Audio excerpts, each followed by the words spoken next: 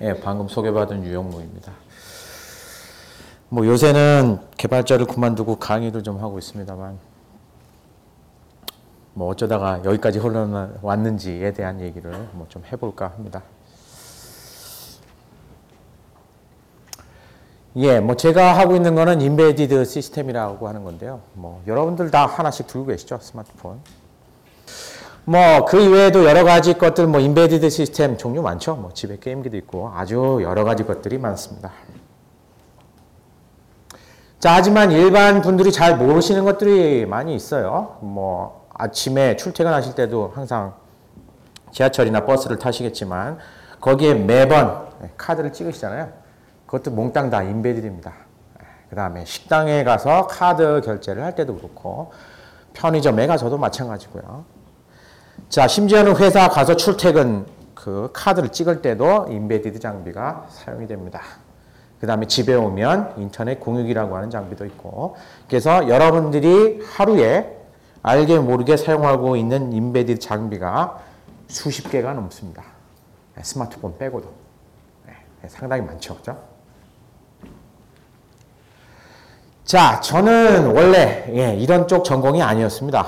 고등학교 때 맨날 화학이나 이런 뭐 생물 이런 데 관심이 더 훨씬 더 많았고, 자, 그래서 이지망으로 화학과를 갔는데, 제가 고등학교 때 배웠던 그러한 화학이랑은 뭐 완전히 다르더라고요. 대학교 가니까.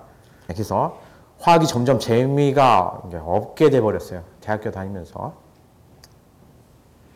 자, 그래서 결국 어떻게 생각을 바꾸게 됐냐면 결국 화학을 포기해버리고 다른 걸로 먹고 살 생각을 하게 됐습니다. 자, 그래서 화학과를 졸업할 때쯤에는 과연 내가 이걸로 밥 벌어 먹고 살 수 있을까라고 하는 생각을 곰곰이 한 결과 아닌 것 같다. 바꾸자. 다른 걸로 직업을 찾게 됩니다. 자, 그래서 29살에 뒤늦게 취직을 하게 됐는데 왜 29살에 취직을 하게 됐느냐? 전공 필수를 무려 3연속 펑크를 냈습니다. 3연속 펑크면요 거의 낙제예요. 이과대학에서는. 자, 그래서 뭘 하면 밥 먹고 사는데 지장이 없을까? 뭐 여러 군데로 많이 생각해 봤어요. 이것저것 많이 생각해 봤는데, 자, 그 중에서 이제 컴퓨터를 저는 선택을 한 거죠. 자, 그래서 일단 컴퓨터로 방향 선회를 합니다. 원인은 딱 하나. 그래도 컴퓨터를 하면 방 꼽지는 않을 것 같아요. 딱 보니까.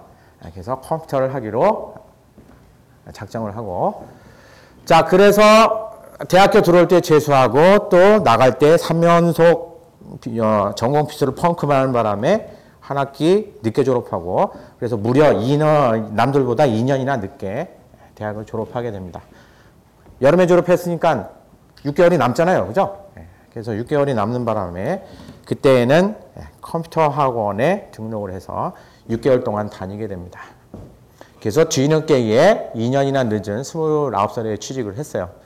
자, 그래서 취직을 하고 나니까 아버님은 왜 양복을 안 입고 다니느냐가 불만사항이셨는데 그 불만사항은 금방 없어졌습니다. 왜냐하면 제가 취업하자마자 1년 후에 IMF가 터졌어요.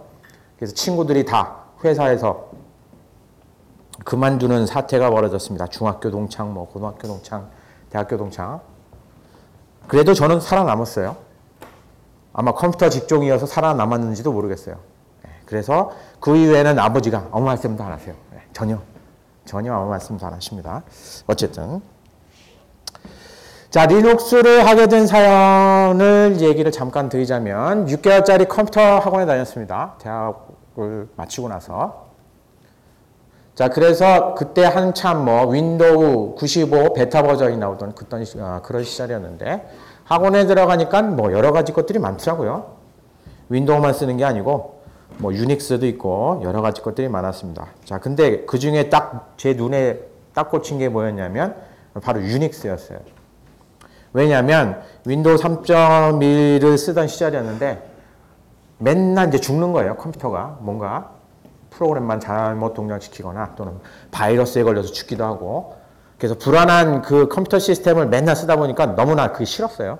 그래서 유닉스라고 하는 데 좀 관심을 가지게 됐는데 하필이면 그 유닉스라고 하는 기계를 쓸 수 있는 컴퓨터 학원이 거의 없었어요. 그 당시에. 그래서 우연하게 6개월짜리 학원에 들어갔더니 거기서 리눅스를 가지고 유닉스를 가르친다고 하는 거예요. 그래서 선택을 하게 됐습니다. 자, 그래서 당시에 주 컴퓨터가 486 컴퓨터였는데 그래서 슬랙웨어라고 하는 리눅스를 설치를 해서 사용을 했습니다.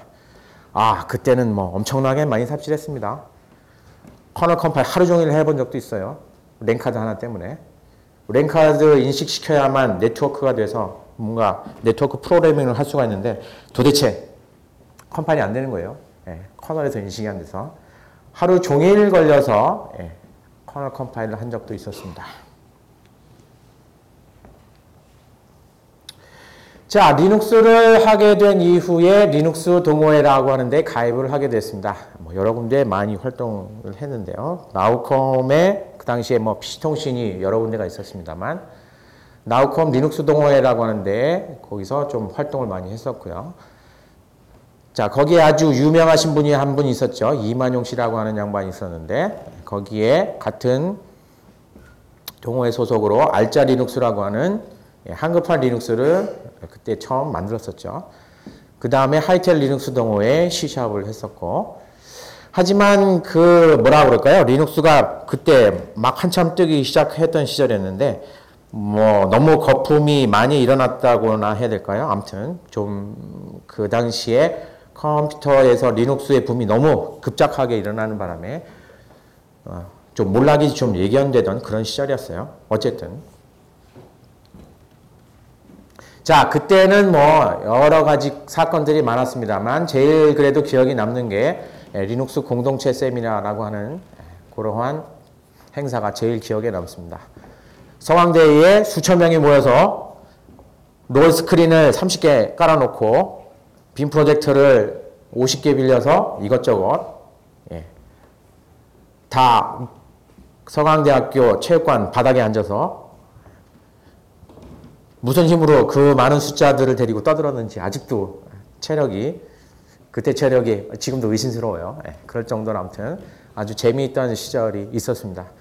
그 당시에는 뭐 거의 리눅스에 미쳐서 살던 시절이죠. 그죠? 뭐 돈 벌 거는 이런 거는 생각도 안 하고 완전히 저거에 빠져서 살았던 좀 시절이 있었습니다.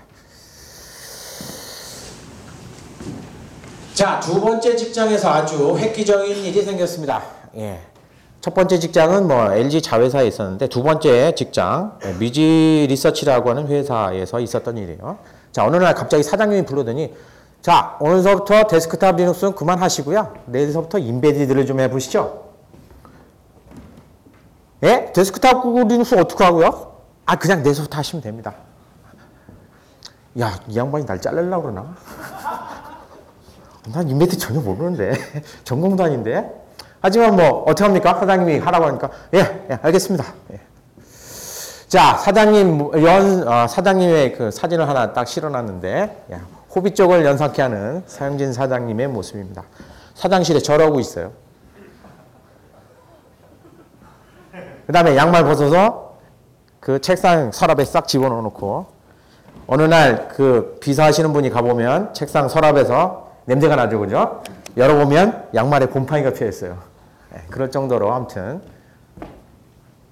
개발자와 CEO를 한꺼번에 하느라고 고생 많이 하신 분인데 저한테 인베디드라고 하는 선물을 안겨주신 분이기도 하고 자, 사장이 시키면 뭐 해야지 뭐 별 수 없죠, 그죠? 그래서 멋모르고 인베디드를 시작하게 됐습니다. 자, 근데 인베디드를 막상 시작하고 나서 딱 보니까 뭐 장비가 쓸만한 게 없어요.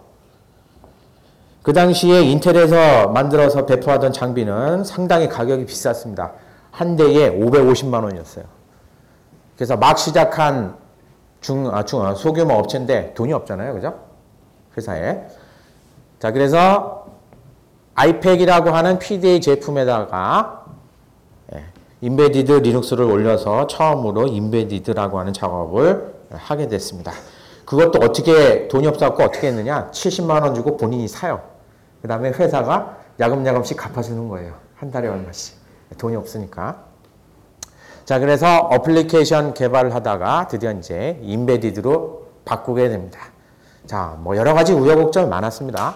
아는 것도 없고, 오지 삽질만이 기다리고 있는 밤이죠. 그렇죠?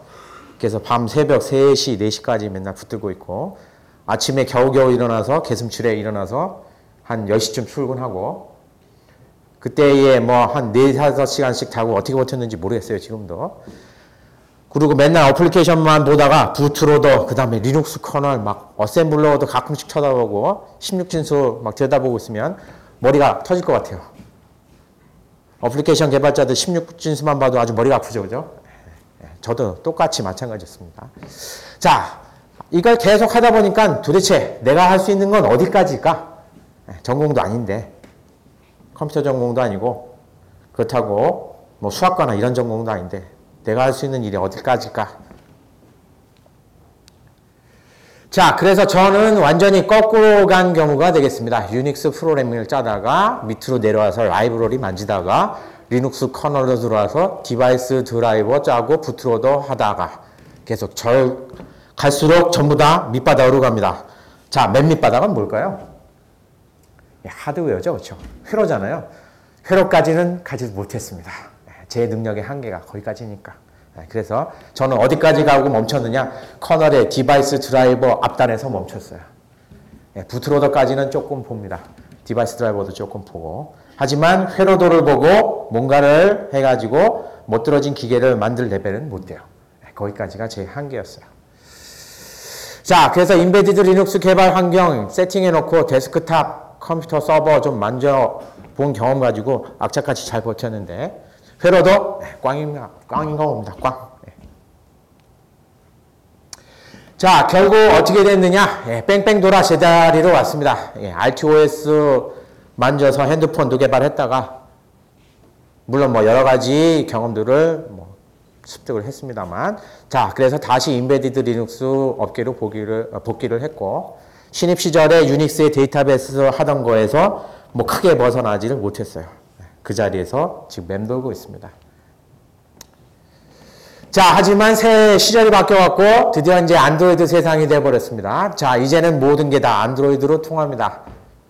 하지만 함정들이 여기저기 숨어 있어요. 구글을 너무 100% 믿으면 안 됩니다. 그건 왜 그러냐면 구글이 발표한 안드로이드에는 함정들이 아주 많이 숨어 있습니다. 그래서 스스로를 믿으셔야 됩니다. 그래서 안드로이드 역시 별 수 없는 인베디드 리눅스이기 때문에 가장 중요한 건 역시나 실전 경험이 되겠습니다. 자, 강사로 직업 전환을 하게 된 이유는 뭐 간단합니다. 병원에 갔더니 앉아있는 거 하지 말래요. 엉덩이가 아파서 눈병이 나고 엉덩이가 아파서 병원에 갔더니 앉아있는 직업을 하지 말라는 겁니다. 그래서 여태까지 컴퓨터를 벌어먹고 살았는데 어떻게 직업을 일시에 바꿉니까? 그랬더니 그래도 하지 말래요. 병이 악화될 것 같으니까. 그래서 결국 개발해서 강사로 돌아섰습니다. 그래서 지금은 강사만 하고 있는 거죠. 그래서 결국 리눅스 공동체 세미나 할 때에 하던 일을 지금 다시 하고 있는 셈이 됐습니다. 결국 뺑뺑 돌아가고 제자리죠. 그죠? 자, 결론은 뭐 이겁니다. 모든 게 다 정해진 대로 되지는 않습니다. 맘먹은 대로만 되지는 않아요.